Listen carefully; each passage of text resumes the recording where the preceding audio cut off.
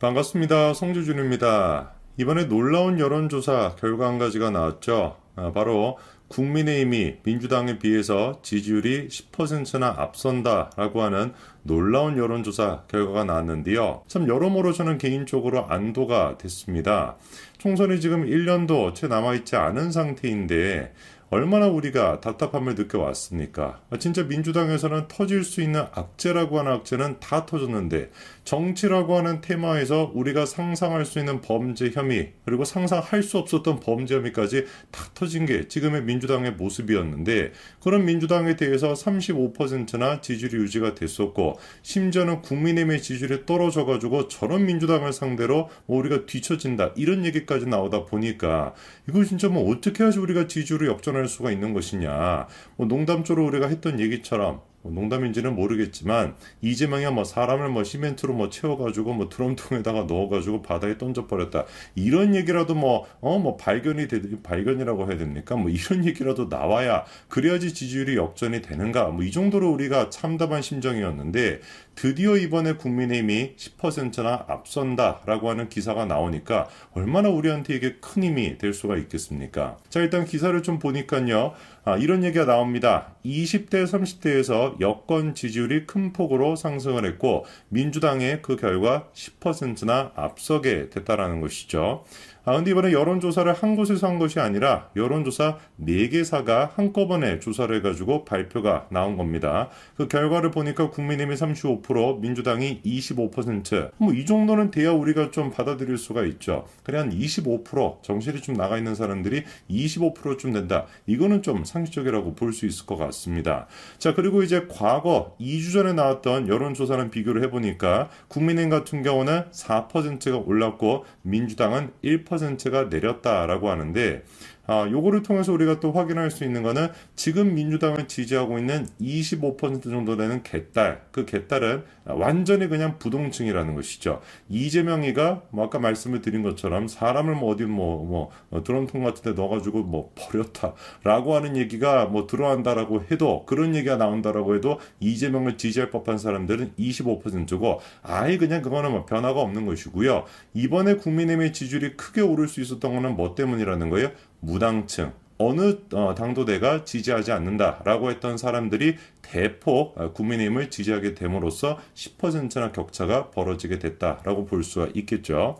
20대 같은 경우는 지지율 변화가 지난번 같은 경우는 국민의힘이 20%, 민주당이 19%였는데 이번에 같은 경우는 27%, 민주당이 17%가 됐으니까 큰 폭으로 20대의 지지율이 올랐다라고 볼 수 있고요. 이거는 30대에서 더 두드러지게 나타납니다. 지난 조사에서는 국민의힘이 20%, 민주당이 23%였는데 이번에는 국민의힘이 30%, 민주당이 27%로 역전까지 됐다라는 것이죠. 자, 그러니까 지난 조사에 비해 가지고 이번에서 무당층이 굉장히 많이 국민의힘 쪽으로 왔다라는 것이고 그 무당층 중에서도 누가 40대, 50대, 60대, 70대가 아니라 20대, 30대가 압도적으로 국민의힘을 지지하게 됐다라는 것인데 이미 여러분들 알고 계실 겁니다. 개딸들 대부분이 40대 아니겠습니까? 40대 같은 경우는 갱생이 불가능한 그런 사람들인 거예요. 영상을 보시는 분들 중에 40대가 계신다라고 하면 제가 진짜 박수를 쳐드리고 싶습니다. 그렇게나 혹독한 현실 속에서 주변에 있는 수많은 친구분들이 됐거나 대한 동창들이 됐거나 다 정신 이상해가지고 개딸 이러면서 이재명만 지지하고 있는 상황에서 끝까지 윤석열 정부에 대한 그런 어떤 진실을 추구하고 있다는 거에 제가 진짜 박수를 쳐드리고 싶어요. 사실 대부분의 40대 같은 경우는 우리가 설득을 하고 갱생을 하는 것이 불가능한 그런 사람들이 아직도 무슨 반이라고 그러고만 앉아있는데 어떻게 갱생을 하겠습니까? 유일한 희망이었던 20대, 30대 그 20대, 30대가 국민의힘을 지지하게끔 이렇게 여론이 바뀌고 있다는 것이죠. 자, 도대체 어떤 요소 때문에 2030의 지지율에 변화가 생긴 것일까? 그 원인도 우리가 분석을 해봐야 될 것 같은데 일단 이런 얘기가 나옵니다. 공정, 민주주의, 도덕성, 민주당이 강조했던 가치들이 무너지게 되면서 2030이 민주당에 대한 일체감을 못 느끼고 있다. 민주당을 지지했던 사람들이 이탈한 결과다. 이렇게 이제 평가가 나오고 있는데 공정, 민주주의, 도덕성 너무 좀 큰 테마 아니겠습니까? 근데 이제 이런 큰 테마 말고 우리가 간단하게 생각해 봤었을 때 지금까지 있던 2030의 가장 직접적인 이슈가 될 만한 게 민주당에 뭐가 있었습니까? 김남국의 코인 사태가 있었다라고 볼 수가 있겠죠. 근데 이번에 제가 보기에 코인 사태만을 가지고 2030의 지지율이 크게 올랐다라고 설명하기에는 좀 무리가 있어요. 왜냐면은 김남국의 코인 사태가 언제 터졌습니까? 뭐 벌써 막 몇 달도 된 그런 얘기 아니겠습니까?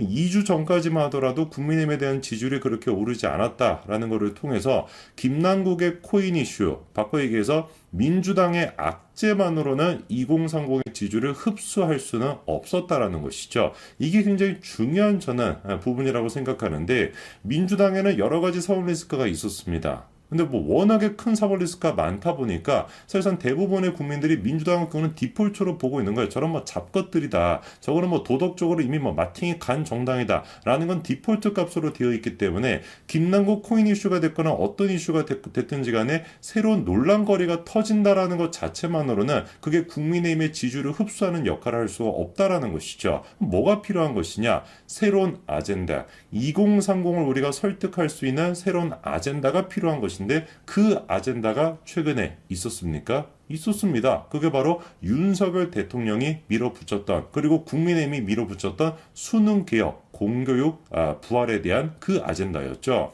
실제로 이번에 나오는 얘기를 좀 보니까요. 처음에만 하더라도 굉장히 뭐 반감이 컸습니다. 일타 강사라는 사람들까지 등장을 해가지고 윤석열 대통령을 뭐 비판하듯이 했었고요. 그리고 뭐 언론사들도 마찬가지였습니다. 그리고 당연히 빠져서는 안 되는 얼굴만 봐도 우리한테 스트레스를 주고 있는 간사함 그리고 기회주의 그 자체라고 할 수 있는 유승민이도 거기에다가 숟가락 얹어가지고 윤석열 대통령을 비판을 했었죠. 자, 그런데 그게 오히려 그렇게나 악자라고 생각이 됐었던 윤석열 대통령의 수능 발언이 오히려 지금 되돌아보니까 이게 호재였다라는 평가가 나오고 있는데요. 수능 논란이 당초 여권에서는 악재라고 여겨졌던 것과는 달리 공정 이슈와 맞물리게 되면서 오히려 호재로 작용할 수가 있었다라는 것이죠.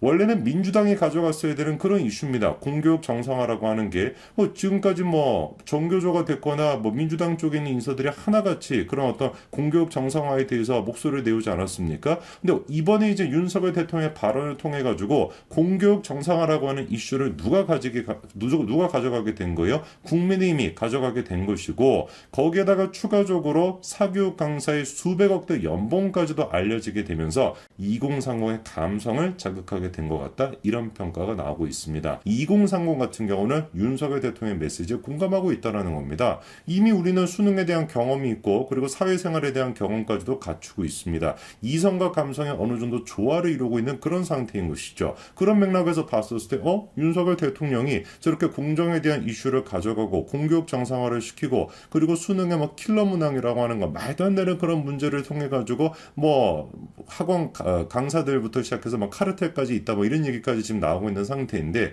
이거에 대해서 2030에 공감하고 있다 보니까 윤석열 대통령에 대한 지지율 변화로까지 국민의힘의 지지율 변화까지 이끌어낼 수가 있었다라는 것이죠. 저는 여기서 한 가지 중요한 포인트를 또 지적해 보고 싶은데 그게 바로 이제 지금 민주당이 밀어붙이고 있는 후쿠시마에 대한 선동 문제입니다.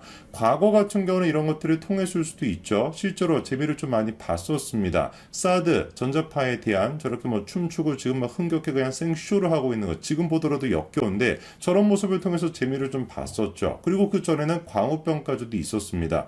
지금까지는 대한민국 정치권에서 그렇게 어떤 민주당 그런 밑에 있는 떨거지들을 중심이 돼가지고 연예인들까지 가세를 해가지고 저런 식의 선동이 먹혔지만 지금 2030 게다가 MZ세대한테는 이런 게 먹힌다? 절대로 먹힐 리가 없다라는 것이죠.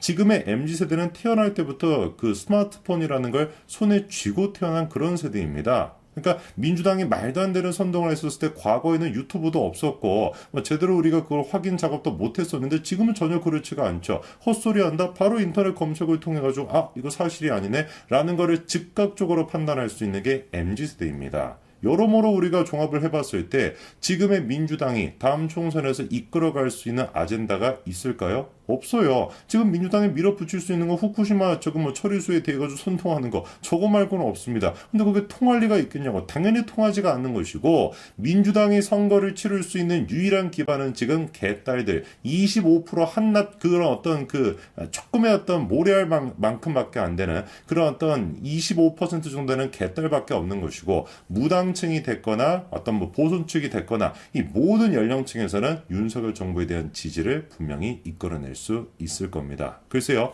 이번에 나온 여론조사를 통해서 민주당이 어떤 변화를 보일지 한번 지켜봐야 되겠습니다만 확신컨대 민주당의 변화는 없을 것이고 과거로 회귀해서 또다시 후쿠시마 처리수로 선동만 해댈 것이고 그 결과 총선 폭망밖에 나오지 않게 되겠죠.